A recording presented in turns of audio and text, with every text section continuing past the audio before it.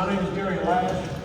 I'm the CEO of YMCA of Northwest Louisiana. I'm so thrilled that you're here, and also thrilled that we have this distinguished panel for this event with Dr. Andrews, and Shane Barton will later introduce him. But again, I'm so thankful that you're here, and we're very privileged to have this opportunity to discuss the safety of your young kids and grandkids and those that you know, and we're so honored to have this quality of staff here with us. I wanted to first introduce Shane Barton. He's a really qualified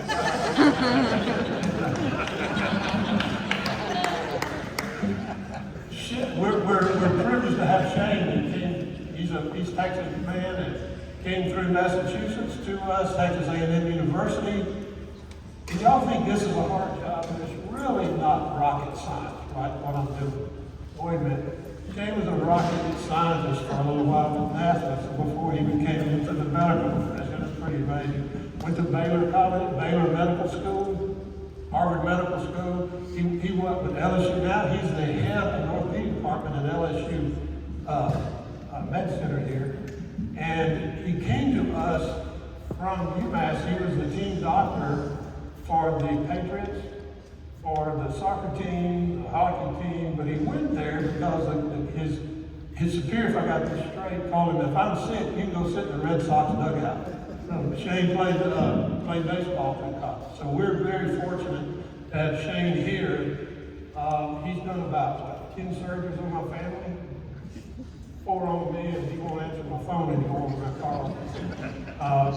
And then Dr. Andrews, I'm from Cotton Valley, which you've all heard the Cotton Valley Special, right? And it's, that's another story. But I've always heard of the Iron Man, the Homer Iron Man. And Dr. Barton may tell you more about that when he introduces Dr. Andrews. But we're very privileged to have this distinguished group here. And thank you for coming out to be able to learn something to help us improve the youth sports in our area here. So, Shane, come up. Gary, thank you. I appreciate everybody being here tonight. I couldn't agree more. This is a great opportunity for us, and we're very honored that Dr. Andrews has taken the time out to come. I want to talk real quickly about our partnership. So, just again, I'm the chair of LSU Health, Shreveport's Medical School, Department of Orthopedic Surgery. I'm the chairman of Orthopedics and Sports Medicine for the Ochsner LSU Health system here in North Louisiana, which includes Kings Highway campus, the Trauma Center, St. Mary's, as well as Monroe Hospital. We are fortunate tonight that Ochsner, under the guidance of Dr. Derek Jones, who was with us earlier and had to leave for another meeting, he's speaking at Notre Dame. He's an orthopedic surgeon who was taking care of everything from the New Orleans Saints all the way down to the little kids and everything in between. Is very close with Dr. Andrews and created a partnership between Ochsner and the Andrews Institute. You'll understand in just a few minutes the impact. I mean, this crowd is here tonight to see Dr. Andrews and hear what he has to say about our kids. Dr. Andrews, like you said, he grew up in Homer, and many of you may know this, Ironman. In 1957, it was a team AA at that time that went to the state finals of football with 18 players, called the Ironman. And most of those guys, about half that team, ended up playing college sports. And because he was such a great football player, he became a SEC champion in pole vault at LSU, as you would expect. So he was a collegiate pole vaulter. His father passed away while he was in college. So he finished early so he could help take care of his family and start med school and start earning money to take care of the people at home. Knew he wanted to be a team doc, and he'll probably mention that and talk a little bit about that. But he ended up going to medical school at LSU. He ended up in Tulane for his orthopedic residency. He trained in Virginia and Lyon, France, which at that time was unusual to do an international fellowship. So his training was fantastic, especially for I'm a little country boy from East Texas, and he came from a way smaller town than I came from. And it's amazing the success that he's had. I want to just say how many people he's touched. He's trained over specifically 650 fellows. These are orthopedic surgeons who have finished residency, choose to do sports medicine. And they go and train with him specifically. I train with people that he trained. So if you look at the outreach, it's thousands of orthopedic surgeons that he's trained in how to be better, not just better surgeons and technicians, but how to take good care of people.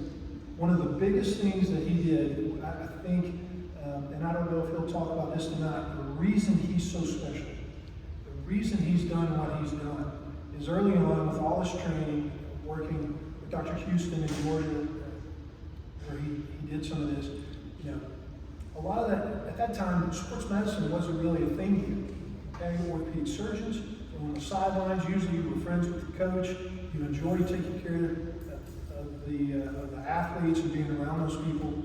It was a field in development. And what would happen is, a lot of times the decisions were made for the best of the team. So if the athlete was hurt, you might make a decision where, well, how does this help the team? Oh, he got a little concussion at that time. Let's just let him play. The team needs him out there. And even back in that time, Dr. Andrews, people began to find out, hey, you know, this guy, Jim Andrews, we can send our athletes to him. He doesn't care what the team says. He cares about the athlete first, and then the team second. And so all around the country, that began to happen more and more. And before long, it took its way all the way up to Major League Baseball, to the NFL, to every kind of professional sport activity you can imagine. He, in my training, I trained at Baylor College of Medicine in Houston, and in Mass General Hospital. He came and lectured at all these places while I was there. It's just amazing to be able to know him, and then to have him come and spend time and talk to us. He sat through 3 hours of us droning on about our research today, and was just as intent, focused. I think it's because his wife Janelle, who we also welcome, was able to get him a cup of coffee and keep him interested in us. But we are very honored to have him. I'm going to turn it over first to Dr. Andrews. He's going to give us our talk, and then when he's done, I'm going to introduce our panel. We're excited to have him.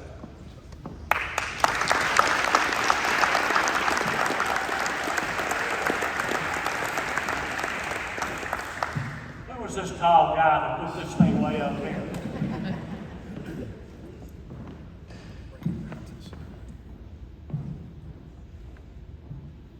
First of all, Shane, I don't have the education that you had. I heard about Stanford, Harvard, Baylor. I had my education from Homer High School. And I'm damn proud of it. I'm so honored to be able to be here and represent Ochsner Health. And when they came to me and said, we want you to come to Louisiana and help us with our sports medicine programs, that was probably the highest honor that I've ever received. Because I've heard about Ochsner's my entire life. So to be able to be part of Ochsner's, and we call it now Ochsner Andrews Sports Medicine Institute, is something I take very seriously, and I've made a big commitment to try to take sports medicine, particularly for our young kids, to a new level in my home state of Louisiana. The problem we have is injuries in youth sports has escalated.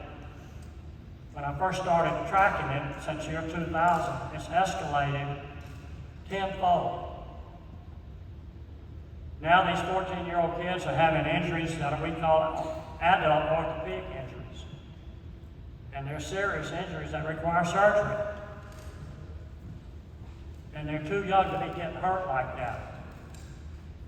So what my passion has been all this period of time, most of the work that I've done through our two foundations, one, the American Sports Medicine Institute in Birmingham, and the Andrews Research and Education Foundation in Gulf Breeze, Florida, has been trying to figure out how to prevent these injuries. Now, orthopedic surgeons, I'm sure you would agree with me, we've been remiss all these years in not paying attention to prevention. We've been so busy putting Humpty Dumpty back together again that we let prevention slide by without doing anything about it. What I'm going to talk about is, number one, why so many injuries to our youth athletes, and a few things that I've been doing personally to try to help keep these kids out of the operating room and on the field. The goal of youth sports, by the way, is achieving balance and excellence and a healthy lifestyle while embracing the value of, and this is what we've lost, play for fun. Children have become more and more vulnerable and it's really a $20 billion youth sports industry. This has taken over. You know what? How much one of those little metal bats cost now for a kid in the 6th grade?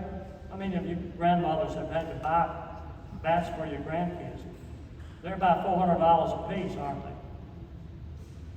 I was watching my little grandson play in the 6th grade, and they all have their backpacks on, and not only did they have one back here, they have 2 of them. I asked little Nolan, I said, why you got 2 bats? He said, it looks cool. That's the problem. What about this phenomenon? When youth athletes are specializing in sports and positions at an earlier age, there's more than 3.5 million children under the age of 14 treated annually for sports injuries. Their immature bones and their insufficient rest after injury, poor training and condition contribute to these so-called overuse injuries. And overuse injuries account for half of all sports injuries in middle school and high school. That comes from Safe Kids USA. These young kids are now being injured in epidemic proportions. Youth are particularly at risk through improper technique. That's still number one. Ill-fitting equipment, training errors, and here's the big one too. Coach parental pressure. By the way, thank God for you grandmothers out there and granddaddies, because you may have some control over this problem that parents have no clue about. So a lot of my time that I've spent has been trying to get grandparents involved, because you've got a little more sense about it, try to keep your grandkids out of trouble, okay? So y'all have a big responsibility, like my wife does, Janelle. Problem is I can't get my kids to understand what I'm saying. What about the other problem is failure of early injury recognition. One of the things we've done about that is we've mandated, or trying to mandate, athletic trainers in all public high schools. If you don't have a trainer at a Friday night football game, you shouldn't kick the football off. But we still have a problem with coverage from an athletic trainer standpoint, which means early recognition of injuries. And then we got the problem of shift to single sport specialization. We'll talk more about that in a minute. And then these young kids have inherent musculoskeletal imbalance. They don't have neuromuscular control to throw a curveball, for example. They throw it with poor mechanics and they get hurt. And these problems are magnified because the younger the athlete, we used to think that they couldn't get hurt. They could throw them up against the wall, they'd bounce off and never get hurt. Well, that's not true. These young athletes are more vulnerable the younger they are to injury. Let me just mention here about a study we did in conjunction with Safe Kids Worldwide and the family sponsor with Johnson & Johnson. And we were trying to change the culture of youth sports, and we're still trying to, but it's been a tough chore. This was a national initiative proposed and coordinated by Safe Kids. This national questionnaire was done nationally, and it was done to explore the culture of youth sports. Let's try to find out what's really happening out there. We knew that 1.24 million kids were seen in emergency rooms for sports injuries in the year 2013. This is some years ago. That's 1 every 25 seconds, by the way. Among children aged 19 and under, the 13 to 15-year-olds accounted for the largest number of injuries, 37%. So the younger you are, the higher the numbers are. 90% of the athletes said they had been injured while playing a sport. And of course, the number one injury was sprains and strains, 37%. Now, not all of them were serious, but a lot of them are. 54% of the athletes that we interviewed in this national questionnaire said they had played injured. And here you can imagine when we asked them why, what they said. Number one, I was needed and couldn't let the team down.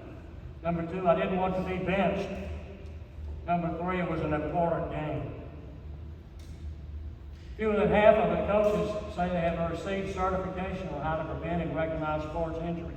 I'm going to tell you what we've done about that in a minute. That's accreditation for youth coaches. Most youth coaches, by the way, are dads, moms, uncles, have no idea what they're doing unless they played baseball themselves to coach youth baseball for these young kids. They mean well. They certainly don't have any idea about how to recognize a concussion. And 80% of parents said they would want their child's coach to be certified in injury prevention. They thought that their youth coaches were certified. Of course, they're not very often certified at all. More than half of the coaches, 53%, said that they felt pressure from a parent or a player to put an athlete back into a game, even if a child had been injured. Parents were demanding for their young son to go back into football games, even though he may have had a concussion. I've been through that, believe me. I can tell you some stories about that you wouldn't believe. So the two major causes of injury are specialization and professionalism. Professionalism means we're training young kids like they're professional athletes, sometimes at age 5 and 6. And these kids are not ready for that intense overtraining. And so they're burnt out. And you'll see what happens when they're burnt out here in a minute. And parents and athletes feel the pressure to compete at all costs, particularly the parent. What about early sports specialization? Well, that's a growing trend. It's more than a growing trend. It's here. It involves training in a single sport on a year-round basis, and these are the contributing factors that they have to worry about is the enjoyment of the sport and lack of enjoyment of others. They're doing it because they want to obtain a scholarship. They're doing it because their parents want them to be professional athletes. Parents nowadays are not aspiring for their kids to be professional as lawyers, doctors, businessmen. Most of them really want their kids to be professional athletes. Maybe they're right when you see what these professional athletes are being paid, so you can understand what parents are doing. They're doing it so that their kid can gain a competitive advantage. And with doing this, they have a lack of time to participate in other sports. And there's plenty of parent-coach pressure out there. The risks are not just physical. Somebody asked me about that tonight. Increased burnout may be associated with early specialization. Highly specialized high school athletes report an increased fatigue and daytime sleepiness, increased anxiety and depressive symptoms. They report a worse quality of life scores, and they have an increased rate of prior injury, without a notable difference in training volume compared to modern specialization. What about what we call sports sampling? When you have sports sampling, that means you're playing in different sports. You're sampling sports, and you become an athlete first. Just to show you some of our elite athletes, this says that 222 of the 253 players selected in the 2017 NFL draft played more than one sport in high school. Here's another statistic that you need to look at. Furthermore, more than 90% of Super Bowl 53 players were multi-sport athletes. In other words, 90% of the 106 players on the two rosters were multi-sport players. And by the way, Tom Brady, for example, played football, basketball, and baseball in high school. We recommend that none of these kids specialize in a single sport until they're at least a senior in high school. That's not what's happening now. What about the opposite problem? Well, 70% of kids participating in sports drop out by the age of 13, which is terrible, by the way, also associated with specialization, professionalism, and pressure. And these children lose the benefit of exercise, teamwork, and healthy competition. Once they drop out, they never exercise again the rest of their life, most of them. What about the risk of injury? Well, if you look at this chart on the left, cross-country, female cross-country has a high injury rate, but it's usually not that serious of injury. The big one over there, and we'll talk about that in a minute, is football. If you really want your kids to play a safe sport, put them in co-ed golf, co-ed tennis, or co-ed swimming on the bottom over there.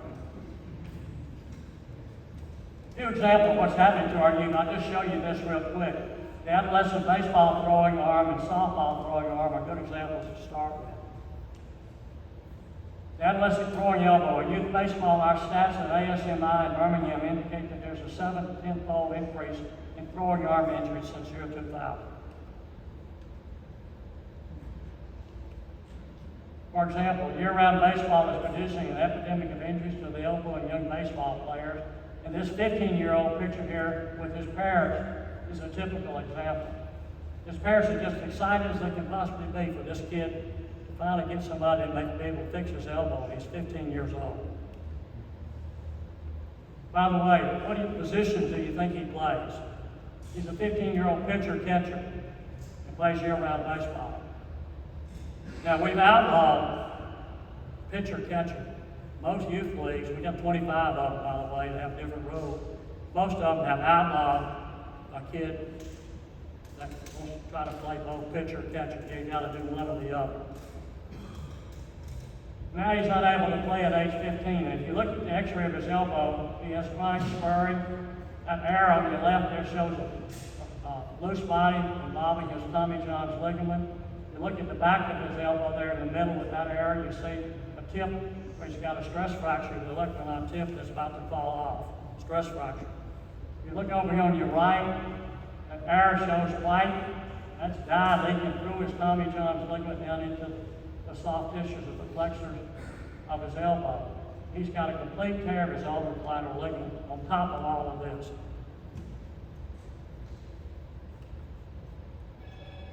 What contributed to these early injuries? Well, increased pitch counts, pitch types, and pitching mechanics are the three things. By the way, breaking pitches magnify the danger of loads for the prepubescent athlete due to elbow and shoulder growth plates remaining open and susceptible to stress-related injuries. So basically, for you parents out there, grandparents, kids should not throw a curveball till he shaves. That means his bones are mature.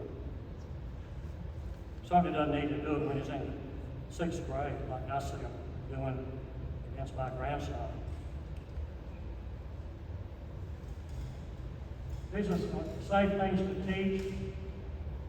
Coaches should teach the change-up fastball, those two pitches in these young kids. That's safer for kids aged 9 to 14. It accomplishes the same effect of off-speed that upsets the batter's timing. It's consistent with USA Baseball's findings of pitch coach progression. Let's talk a little bit about pitch count review. You should limit pitchers to 75 pitches in a game and not more than 600 pitchers in a season, or limit pitchers facing 15 batters per game and only 120 per season. So you're controlling the amount of work they do. You should watch for circumventing the pitch count guidance. By the way, everybody knows how to cheat with that. Pitchers should only participate, by the way, in one league at the same time. That's a big problem. Some of them play 2 or 3 leagues at the same time. That's where travel league is a big problem. So you have no idea how much workload they're doing. Injury prevention, these are guidelines. I was on USA Baseball's research committee for a number of years, and these were guidelines that we still have today. You should have a pitch count chart for pitchers per game, season, and year, and also particularly for ages 9 to 14 years. You should discourage breaking pitches, multiple leagues, show cases. I call them show-out cases. They're terrible in year-round baseball. And you should encourage good mechanics and good conditioning. From these studies and recommendations, the Little League International was the first youth baseball organization to adopt pitch count rules. This is when I was on their international board. I was on that for 12 years. Since then, many other youth baseball organizations and the National High School Athletic Association have followed suit with pitch count rules. At least we got that accomplished. We also went to Major League Baseball, and I'm on their research committee. And we knew that baseball carried a big stick. Maybe having Major League Baseball pitchers involved in this, and being spokesmen for us, would get the attention of these young baseball players and their parents. So we started what we call the Pitch Smart program, and they adopted all of these rules that we have been working with. If you want to see what Pitch Smart's all about, go to Major League Baseball, and you can look it up on the computer. Let's talk a little bit about the at-risk female athletes. The problem with female athletes is they've been neglected for years.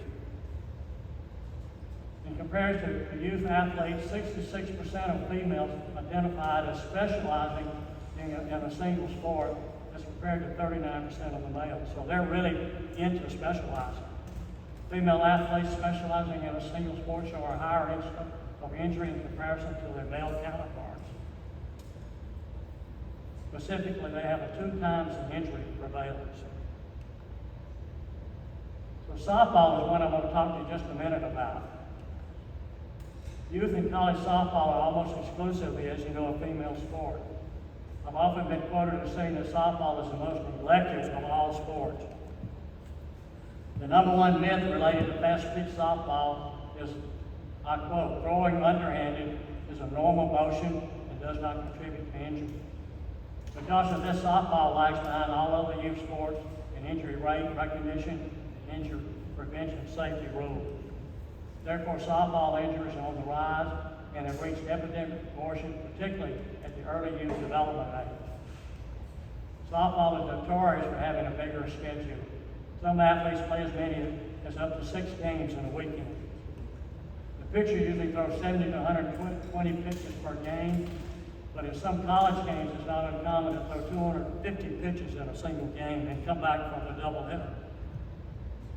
Also, due to the relatively few pitchers on a team, a single pitcher is often required to pitch 2 or 3 games in a competitive series. Because of this workload, the female windmill pitcher sustains a significantly higher injury rate playing softball. People still don't believe this. Playing softball than boys do participating in baseball.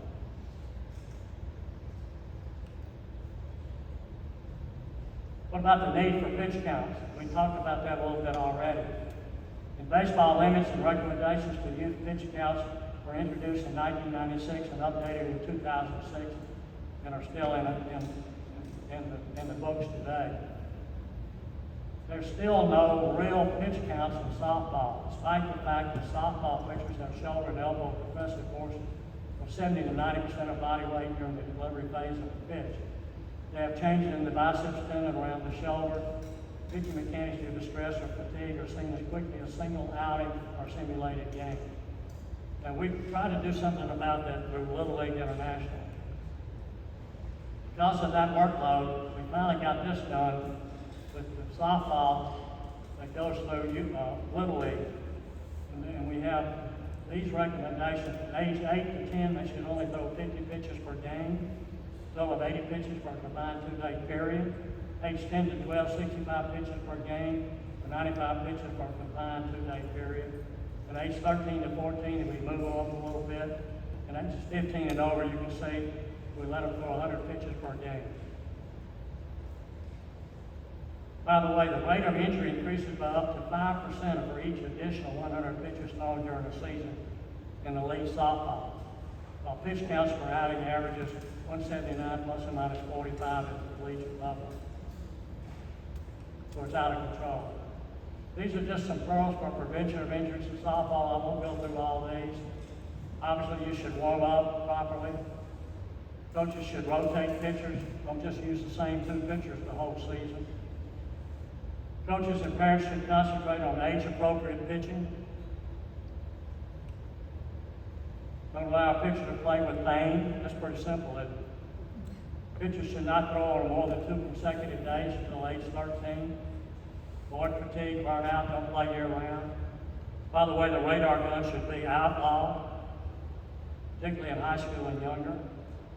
And you should only develop skills that are age-appropriate, particularly in female softball, youth softball. Here's another problem. In a 9-year NCAA study, increased stress of anxiety, injury, and failure to live up to the self-expectations or expectations of family are associated with an increased risk of depression, suicidal behavior. Here are 3 young ladies, all top-performing student athletes that took their lives in the spring of 2022. They were all off the same softball team. There's a real problem. What about football? Quickly. Reportedly, 1 in every 3 high school football players will be sidelined due to injury. What do we do about the prevention of football injuries? Well, you can't prevent them completely. You should have a preseason health and wellness evaluation, proper warm-up, cool down, incorporate spring training and stretching, hydrate properly, stay active during the summer, wear properly fitting protective equipment, tackle with the head up, do not lead with the helmet. And they should speak with a sports medicine professional, athletic trainer, if you have any concerns about injuries or prevention strategies. By the way, concussions are 3 times higher in high school in football than college. So the younger you are, the more likely you are to have a concussion. The number 1 prevention solution, and this will never happen in Louisiana, by the way, is to limit contact in practice to 1 to 2 days per week, or perhaps no contact during the week. That's happened up in the Northeast. They don't have any contact until they play a game. That's not happening around here, though. That's a problem. As we finish up here, I want to tell you a little bit about accreditation for all youth coaches on prevention and recognition of what can be done. Here's a quiz. How many youth coaches, I'll use Alabama as an example, how many youth coaches coaching young kids 14 years of age and younger, youth coaches, volunteer or being paid? How many do you think we have in the state of Alabama in that category, youth coaches? How many, Janelle? See if you've been listening. 66,000. The normal answer by somebody like asking one of you would be 2,000 or 3,000. That's how many we've got coaching youth kids in the state of Alabama. I bet in Louisiana you've got close to that many too. What can be done? Real quick. We have the Coach Safely Act that I helped put together as the chairman of that in the state of Alabama. We finally been successfully mandating this accreditation for youth coaches. The state legislature in Alabama passed a law in April of 2018 mandating that all paid and unpaid youth coaches must pass a 2-hour free internet course on prevention and recognition before they can coach. So far, we've been able to get about 40,000 of them credited. We still got a lot of ways to go. By the way, we're trying to do that in all of the southeastern states. We're working on that in Louisiana. That's one of the things I'm doing over here with Ochsner. We're doing it in Texas. We're doing it in Arkansas. We're doing it in Mississippi. We're pretty far along in Georgia. We're pretty far along in the state of Florida. If we can get it done in all of these southeastern states, we ought to be able to get it done in all 50 states. That's our goal. Here's another thing that I bet y'all hadn't thought about. This is the overserved youth athlete.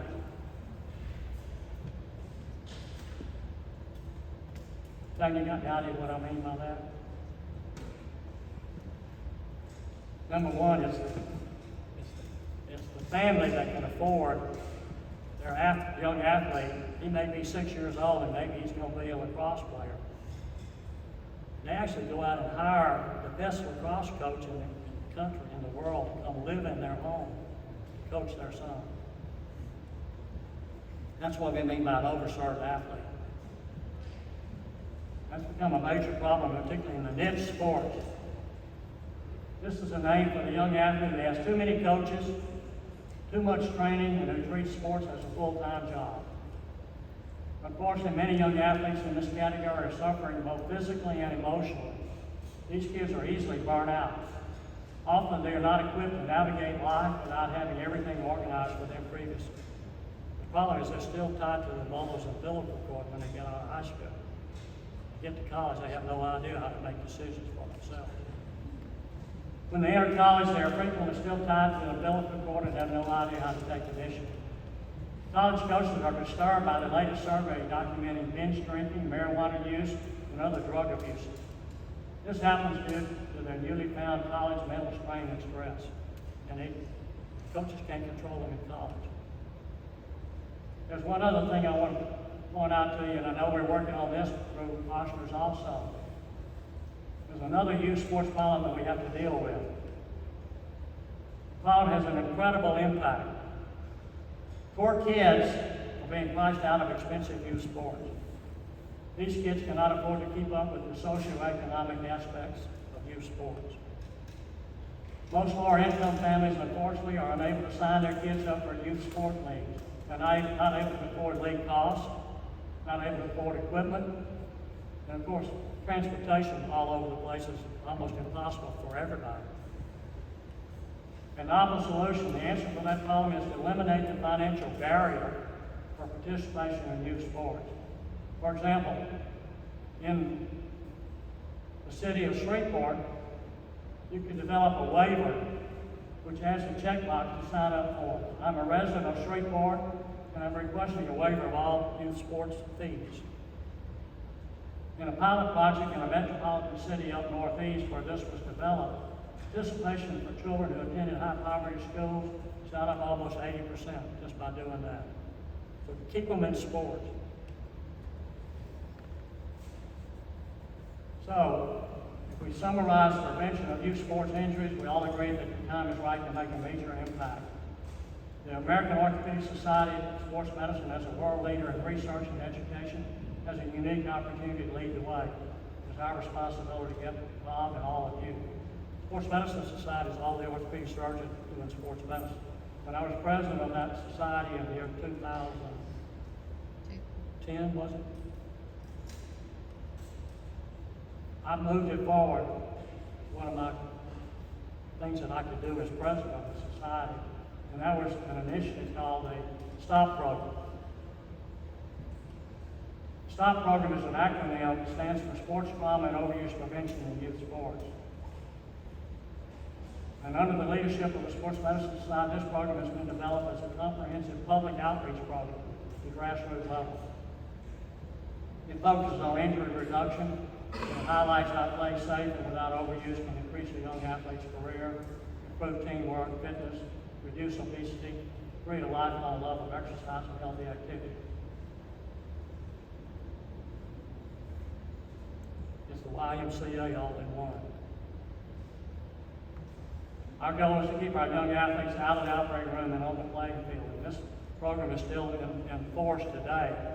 And Ochsner's is going to help me get that throughout the state, by the way, so that you become familiar with it.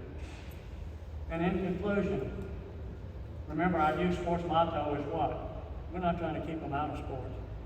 We're trying to keep them on the playing field and out of the operating room. So with that, then we got some panelists. That'll give you a little idea where I'm coming from anyway.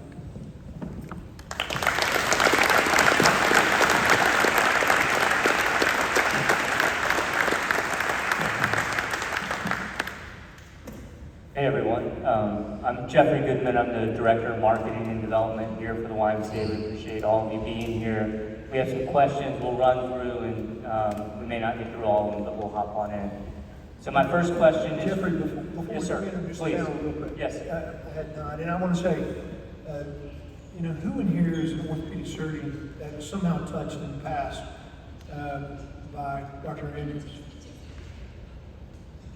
All the residents can raise their hand.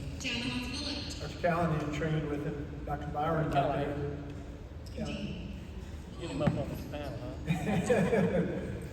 Dr. Webb, we're lucky to have we've been able to partner with our primary care sports physicians at Ochsner LSU, the family medicine sports docs. Dr. Webb is the medical director for the primary care sports program for that system, and is over the fellowship program that we just established.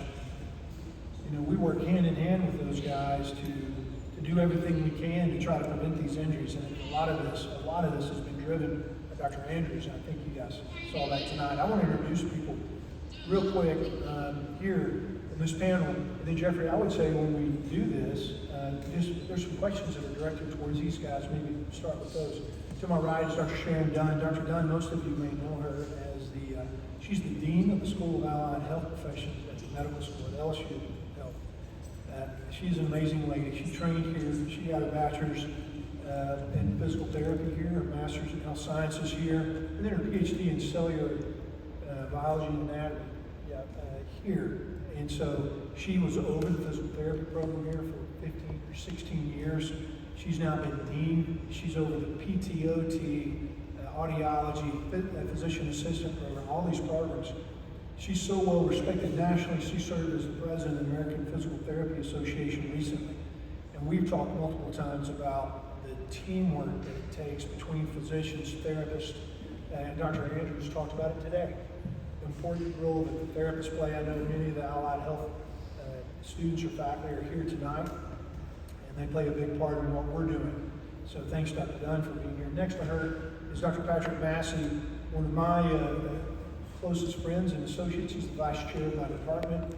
Dr. Massey grew up in Florida and then made his way to University of Maryland in Baltimore, trained at Jefferson up in Philadelphia for med school. So obviously he ended up at Shreveport. He came here for his residency program and then went off to Methodist Hospital in Houston for one of the top sports fellowships in the country. Came back and joined the faculty here, and now is full-time at LSU with me and has been for some years. He's over our resident program. Many of our orthopedic residents are here. He's the medical director for pediatric sports medicine at the Shrine, and he's also one of the leading multiligamentous knee adult reconstruction specialists in the region, including the whole state of Louisiana. So thank you, Dr. Massey. And then at the end, Lance Champagne. Lance has been a friend of mine. I came here, we moved here in 2005 from Boston, but I came down in 2004 and met Lance. And we made a decision at this time, let's build a sports medicine program.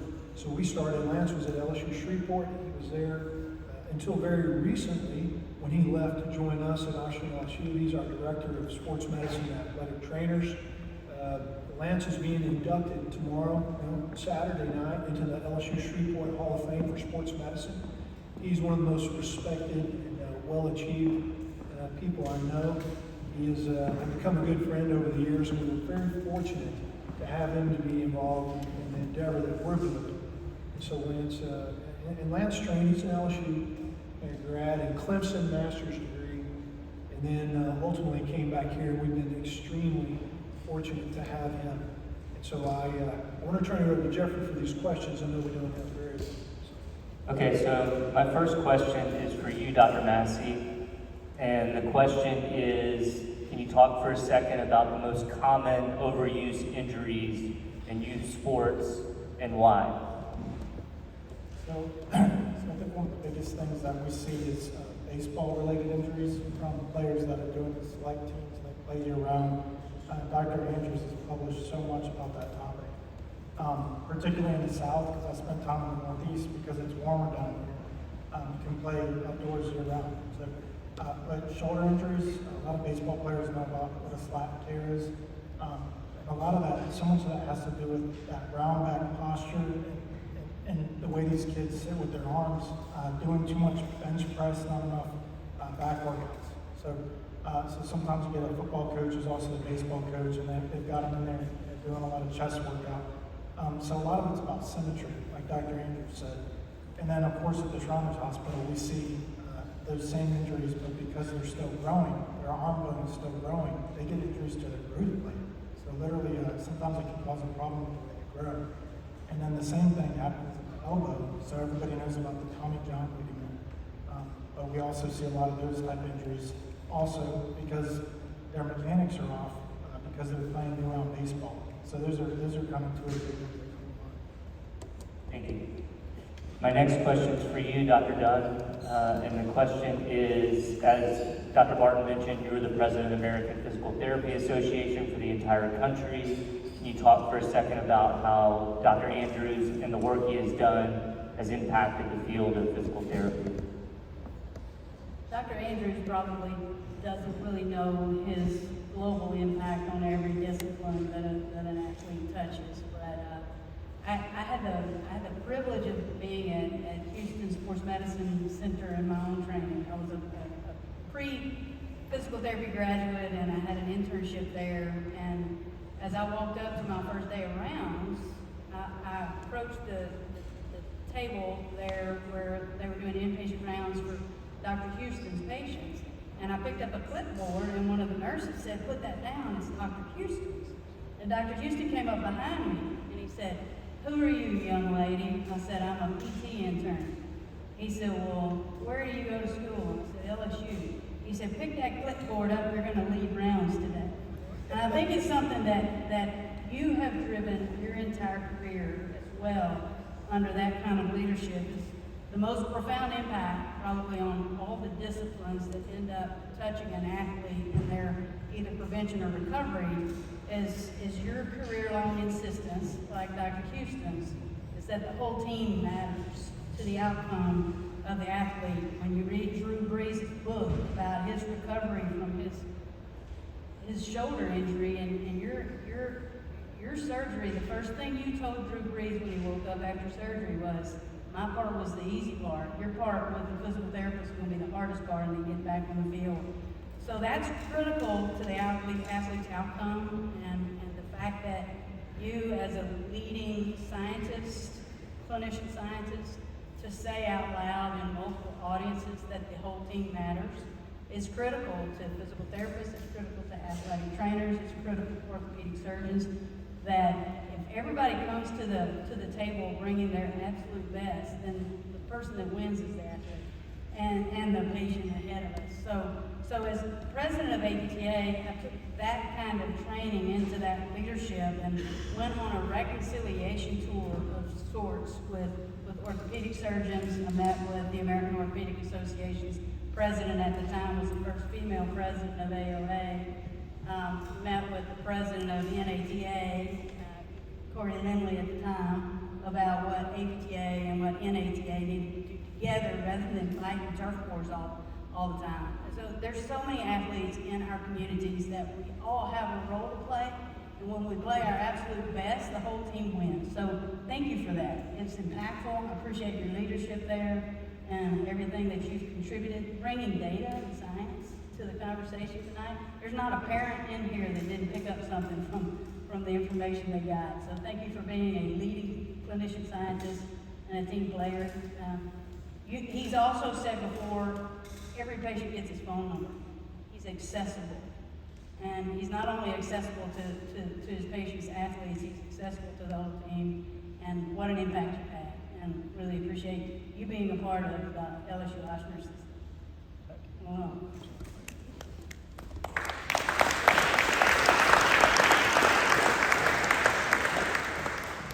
Lance, my next question's for you, and the question is, when talking about prevention of injuries, what are some specific actions to be taken to ensure that children are competing safely within their organization or school?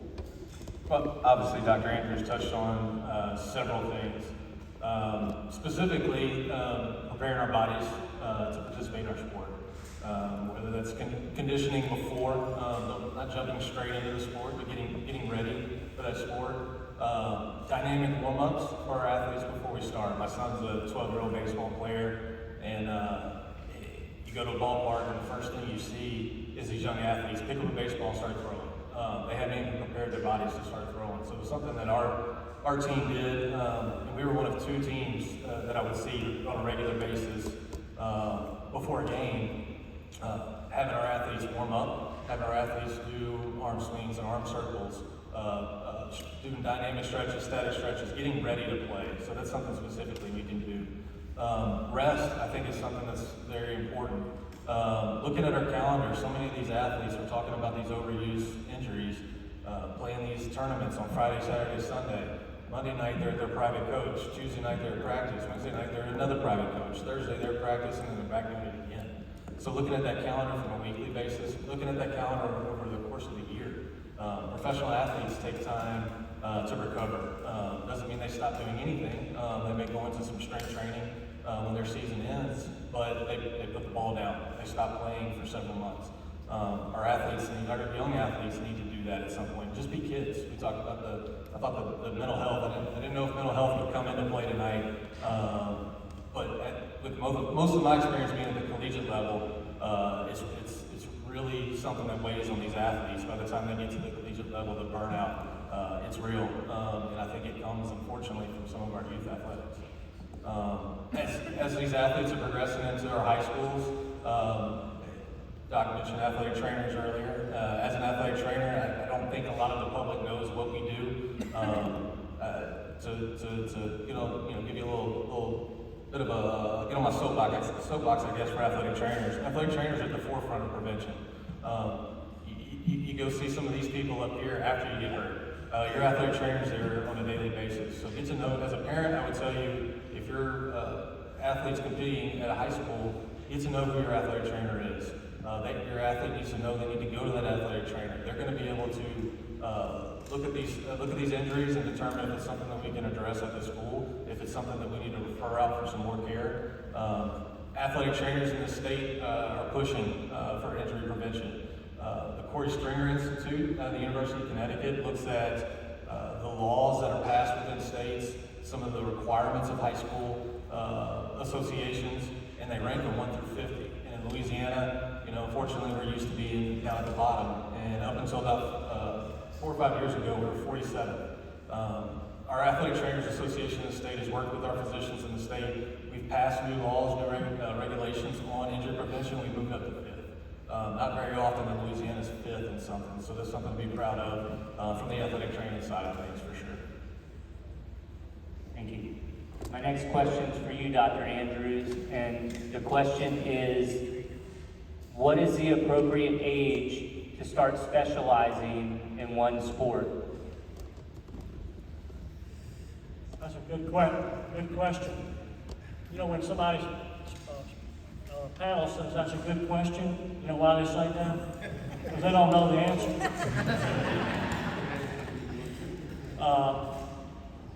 As I said earlier, we make a broad recommendation that you shouldn't specialize until you're a senior in high school. That's what several of those athletes that I talked about, they were big-time athletes. One a golfer, one a couple of football players, they didn't specialize until they were a senior in high school. That's not what happens, though. A lot of kids are forced to specialize before they even get into junior high school, because the coaches in high school and the system tell them if they don't specialize in their sport, they won't have a place for them when they get to high school to play that specific sport.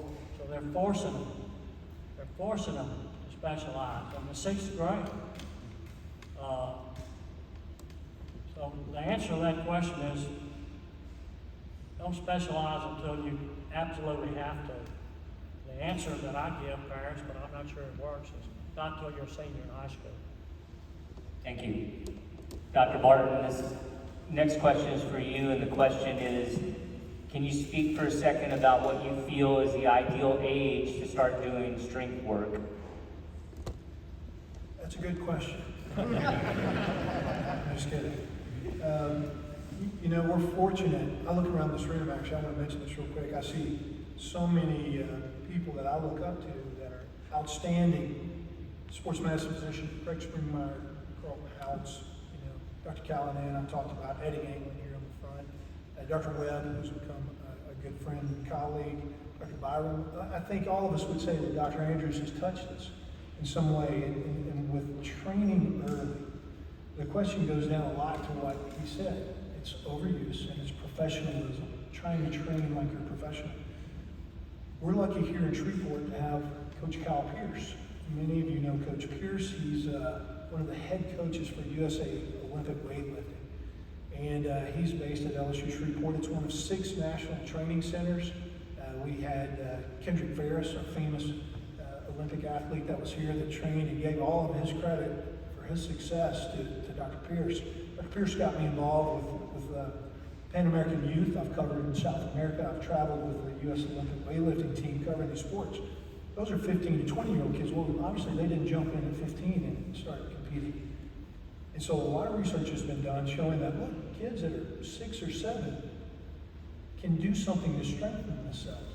They shouldn't be in a gym doing deadlifts 6 days a week. They should be playing. They should be having fun. They should be climbing on monkey bars, climbing trees, riding bikes.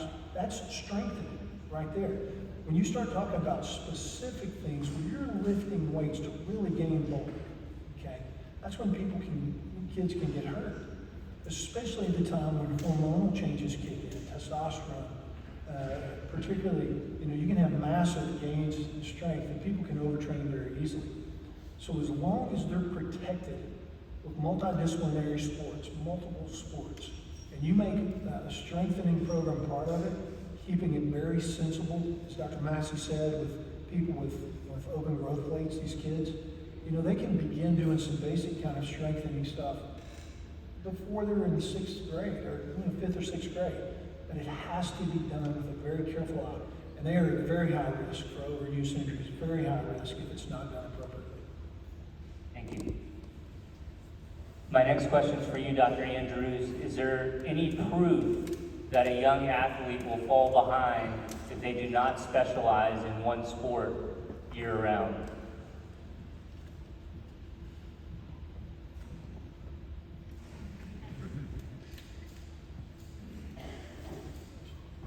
Well, the problem is if they try to specialize year-round so they can keep up, they want to play travel ball, so the parents are told that if your kid's got to play travel ball, he has potential. For him to reach his potential, he's got to have the best competition. You listen to all that might work.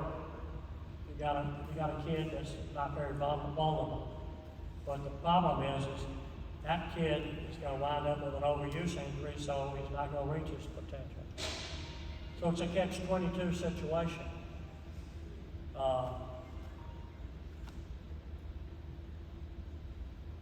Parents think that if they don't train them when they're young, they won't reach their potential. And I can tell you this, if you wait, for example, to be a baseball pitcher until you're a senior in high school, your injury rate goes sky high too. Or if you're an outfielder and you have a good arm and you get drafted out of high school as a center fielder and they see that the pros see you have a good arm, they say, well, he's got a good arm, let's make a pitcher out of him. He'll be hurt in about 2 or 3 months. So you're in a catch-21 situation. The safest thing is to let your kids have fun, take the pressure off of them. Being a high-level elite athlete is not the only thing that's important in life. I always try to tell these kids that I see that education is still more important than athletics. Athletics may be a way to get an education, though it was for me. So it was important. But I played seasonal sports. And I think what we have to emphasize again is that you have to be an athlete first. You got to develop your body, both sides of your body equally. And if you specialize early, the chances of making it are go way down. Parents don't understand that, though. Dr. Andrews, I'm going to stay with you for a second. My question is, can you talk for a second about your most difficult surgery you ever had and why? The last one I did.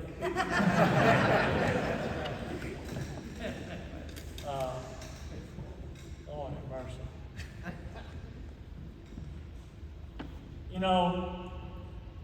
I'm sure you'll agree with me. The only surgeries that I remember are the ones that didn't do well. And that's the ones you dwell on. That's the ones you lose sleep on. And that's the ones when I wake up Monday morning early, and my mind's cleared because I've got a good night's rest.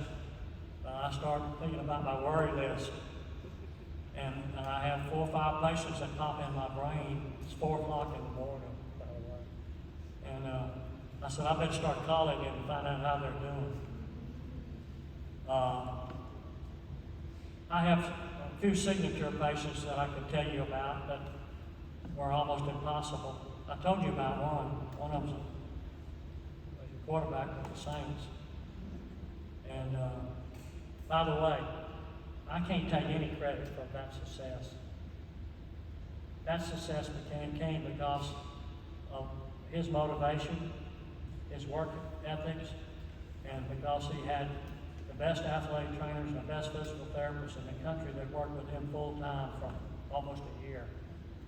Because what I did was only about, 2 hours worth of work, which is nothing compared to what he went through. But when I went in to see him, when he was waking up in the recovery room, he kept asking me before surgery, was I going to have to cut on him? That meant a lot to him. I think when athletes think you can do something with a scope, that means it wasn't that bad. But he wanted to know, was I going to have to cut on him? So he woke up looking at me, and he said, did you have to cut? I said, no, I did it all with the scope. And he was like jumping out of the bed. He was so happy. And from that day forward, he was his own man. He stayed in Birmingham with us, was it 4 months? Rehab. And then he came back for additional rehab. But that was a once in a lifetime opportunity to try to see somebody that motivated. And I still follow. I still have a relationship with the Saints because of him. I hate to see him retire. Now what am I going to do? Just retire myself. But there are all kinds of difficult surgeries, but the ones that are most difficult are the ones when you get through, you just don't feel like you fixed it properly. And you're not going to fix everybody, believe me. But the good thing is, even if you weren't able to get an athlete well, if you stick with them, the problem with doctors is they have a problem with a patient. They couldn't quite get it fixed, or it didn't work the way they wanted it to, didn't have what we call a good result. They shy away from them. They don't want to have anything to do with them. They don't want to call them. They don't want to love them. They don't want to, they're afraid to. That's just normal human nature. But what you should do is put that on your worry list and call them on Monday morning and tell them you're still thinking about them. You want to make sure that you're doing whatever you can to help them. Patients want to know, do you have empathy for them? They don't care about all your accolades on the wall, all your rewards and honors you've got. They want to know that you care about them. If you have somebody that's not doing well, it's a hard surgery, stick with them and stay with them. You know what happens? We run into them somewhere like this. Somebody operated on 20 years ago, and I remember because it was a difficult situation and I didn't do that good a job. They come up to me and give me a big hug and say, man, I'm doing great. I so appreciate everything you did for me. I said, you think that guy remembers? But you know why he did that? Because I stuck with him. I didn't ignore him. I didn't shy away from him because I was afraid I didn't know what to say to him. So you have to think about that. But empathy is important in those categories. And you know, I remember, I could tell you some stories about things that didn't work the way I wanted them to. And it turned out great. Maybe I didn't deserve it, but I had good therapy and a good athletic trainer that got them through it. Thank you.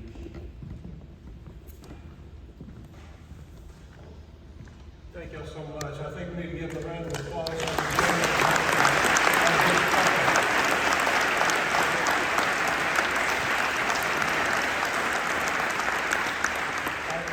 Such great advice and such a prestige panel that we have. Thank you so much, each one of you, Dr. Andrews and Shane.